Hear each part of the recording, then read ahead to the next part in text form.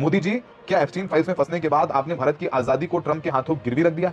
Actors, we have temporarily permitted them to accept that Russian oil.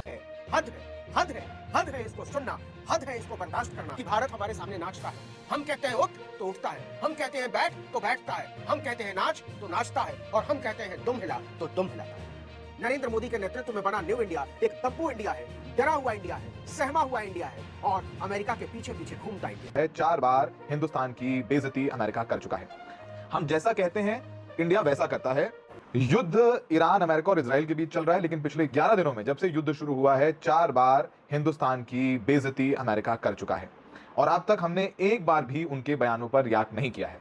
हम आज इसलिए ये बात कह रहे हैं क्योंकि व्हाइट हाउस की प्रवक्ता, प्रेस सचिव है, उनका नाम है कैरोलिन लेविट, कि ट्रंप और हमारे फाइनेंस मिनिस्टर यानी अमेरिका के फाइनेंस मिनिस्टर ने भारत को रूस से तेल खरीदने की इजाजत इसलिए दी है क्योंकि वो अच्छे एक्टर्स रहे हैं, यानी जो हम कहते हैं वो एक्ट करते हैं वैसा, इसलिए हमने उनको रूस से तेल खरीदने की इजाजत दी है क्योंकि वो अच्छे एक्टर्स रहे हैं।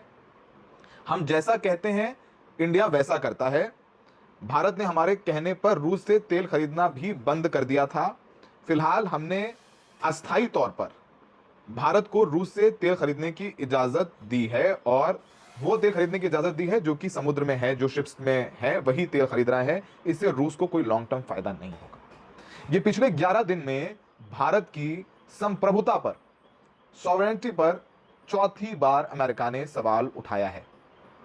पहले जब बयान आया कि हमने भारत को 30 दिन के लिए छूट दी है कि वो रूस से तेल खरीद ले, फिर उनके रक्षा सचिव, फिर एक बार ट्रंप और फिर अब उनकी प्रेस सचिव हमें कह रहे हैं कि हिंदुस्तान अच्छा एक्टर है, जो हम कहते हैं वो हिंदुस्तान करता है। हमने उनसे कहा रूस से तेल खरीदना बंद करो, उसने रूस से तेल खरीदना बंद कर दिया। हमने कहा आप खरीदो तो वो खरीद रहे हैं, मतलब वो हमें गुड एक्टर्स कह रहे हैं। और पिछले 11 दिन में चौथी बार हमें यह बेइज्जत किया गया है और अब तक भारत सरकार का कोई औपचारिक बयान इस पूरे मामले में नहीं आया है। भारत ने, जाहिर सी बात है कि जो ईरान और इजराइल अमेरिका के बीच युद्ध चल रहा है उसमें साफ तौर पर हम ईरान के साथ तो नहीं खड़े हैं, क्योंकि प्रधानमंत्री इजराइल जाते हैं और उसके एक दिन बाद ये हमला हो जाता है। वो इजराइल के प्रधानमंत्री से बात करते हैं, प्रधानमंत्री जब हमला होता है वो यूएई के क्राउन प्रिंस से बात करते हैं, वो बहरीन में बात करते हैं, वो कतर में बात करते हैं, वो कुवैत में बात करते हैं, लेकिन प्रधानमंत्री ने अब तक ईरान में कोई बात नहीं की।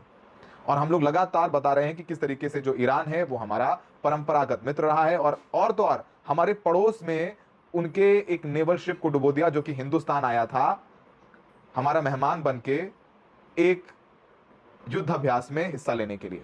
हमारे पड़ोस में उसको मार दिया गया जो हमारा मेहमान। लगातार कहते आए हैं कि आप सोचिए कि आप किसी मेहमान को घर पे खाना खाने के लिए बुलाएं और उसके बाद वो घर से बाहर निकले और उसे कोई जान से मार दे।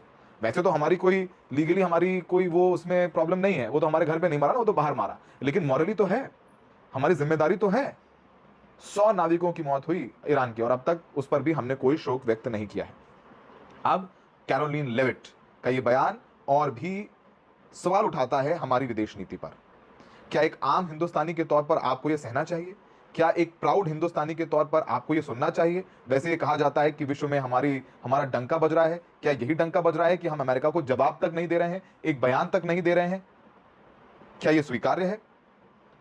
और विपक्ष की तो बात छोड़िए, एक हिंदुस्तानी के तौर पर आप बीजेपी के सपोर्टर हैं, रहिए।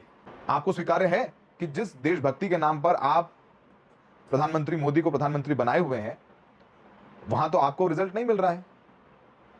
और ये आपको अपने आप से सवाल पूछना चाहिए। विपक्ष तो खैर सवाल उठाएगा इस पूरे मामले में, लोग काफी अपना रिएक्शन दे रहे हैं। संजय सिंह जो आम आदमी पार्टी के सांसद हैं, उन्होंने एक बयान दिया है और उन्होंने बयान में कहा है कि गुलाम मोदी सरकार के नुमाइंदे कहां छिपे हैं? क्या तुम्हारी चेतना पूरी तरह मर गई है? यूएस प्रेस सचिव साफ कह रही हैं कि ट्रंप ने कुछ दिनों के लिए भारत को रूस से तेल खरीदने की इजाजत दी है। मोदी जी, क्या एप्स्टीन फाइल्स में फंसने के बाद आपने भारत की आजादी को ट्रंप के हाथों गिरवी रख दिया है? ये बात संजय सिंह ने उठाई है और जिस तरीके से ये बयान है लेविट का, ये सवाल उठाने भी चाहिए और उठने भी चाहिए, क्योंकि ये चर्चा तो होनी चाहिए कि कैसे किस तरीके से आप ये अमेरिका कुछ भी बोलता रहे और हम लोग चुपचाप सुनते रहें।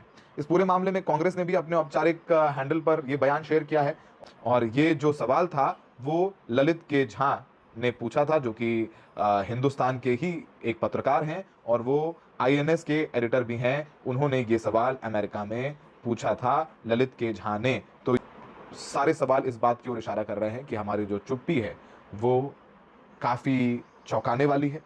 और हमें लगता है कि जब हम विश्वगुरु बनने की बात करते हैं तो ये विश्वगुरु बनने जैसा तो कुछ भी नहीं है। ये ठीक उसका उल्टा हो रहा है। आपके घर पे आए मेहमान को आपके घर से निकलते हुए मार दिया जाता है, आपको गुड एक्टर्स कहा जाता है, आपसे कहा जाता है कि हम आपको 30 दिन की छूट दे रहे हैं। और वो भी ऐसे नहीं कह रहे हैं कि वहीं चुपचाप कहीं आदेश दे दिया, वो तो सामने आके कैमरे पे कह रहे हैं, प्रेस कॉन्फ्रेंस में कह रहे हैं, खुलेआम कह रहे हैं। हम तो बंद कमरे में भी कुछ नहीं कह रहे हैं।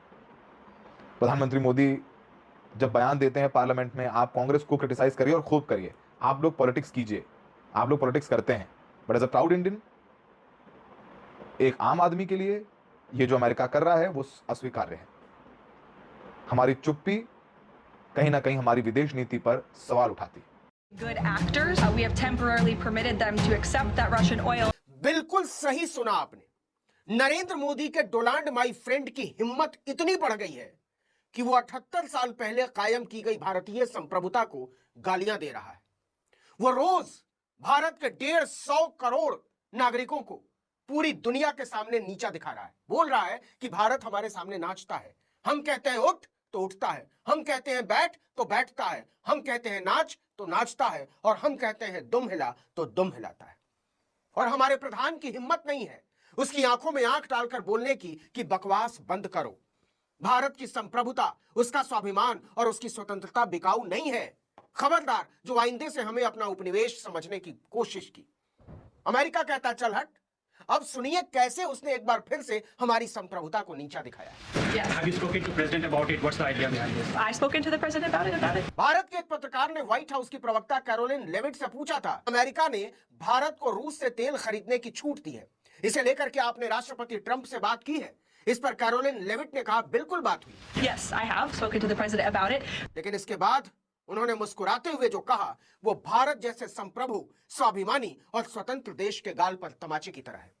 व्हाइट हाउस ने कहा कि ईरान के साथ जारी संघर्ष के बीच एनर्जी सप्लाई बनाए रखने के लिए अमेरिका ने भारत को कुछ शर्तों के साथ रूसी तेल खरीदने की इजाजत दी है, मंजूरी दी है। भारत चाहे तो पहले से समुद्र में खड़े जहाजों पर लदे टैंकरों का तेल खरीद सकता है।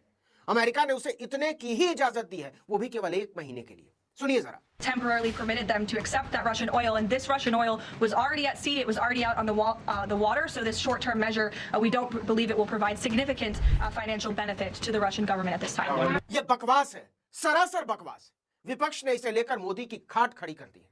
उसका कहना है यह भारत की सरकार की जिम्मेदारी है कि वो अपनी कायरता और दब्बूपन छोड़े और देश के नागरिकों को बताए कि भारत अभी भी एक संप्रभु राष्ट्र है और उसे दुनिया के किसी भी मुल्क के साथ कारोबार करने के लिए नरेंद्र मोदी के डोनाल्ड माई फ्रेंड की आज्ञा या इजाजत की जरूरत नहीं है। Now the United States will decide who we buy oil from. Yes. The United States will come to us and say you cannot buy oil from so and so and so and so and so and so. वो कह रहा है कि हमारे कहने के बाद भारत ने अमेरिका द्वारा प्रतिबंधित रूस से तेल खरीदना बंद कर दिया, लेकिन अब ईरान के साथ लफड़े की वजह से उसके यहां कोहराम बचा हुआ है, इसलिए हमने एहसान करते हुए उसे थोड़ी सी छूट दे दी है। व्हाइट हाउस की प्रेस सेक्रेटरी कैरोलिन लेविट ने कहा कि राष्ट्रपति डोनाल्ड ट्रंप, अमेरिकी वित्त मंत्री स्कॉट बेसेंट और राष्ट्रीय सुरक्षा टीम ने यह फैसला किसके लिए? भारत के लिए। यह फैसला इसलिए लिया क्योंकि भारत में हमारे सहयोगियों ने जिम्मेदार रवैया दिखाया है और वो बिल्कुल वही कर रहे हैं जो अमेरिका बोल रहा है या जैसा अमेरिका चाह रहा है। President and the Secretary of Treasury and the whole national security team came to this decision because our allies in India, as you know, Lalit, have been good actors and have previously stopped buying sanctioned Russian oil. हद है, हद है, हद है, हद है इसको सुनना, हद है इसको बर्दाश्त करना और हद है इस पर चुप है। दुनिया के सामने व्हाइट हाउस का संदेश बिल्कुल साफ है। नरेंद्र मोदी के नेतृत्व में बना न्यू इंडिया एक दब्बू इंडिया है, डरा हुआ इंडिया है, सहमा हुआ इंडिया है और अमेरिका के पीछे पीछे घूमता इंडिया है।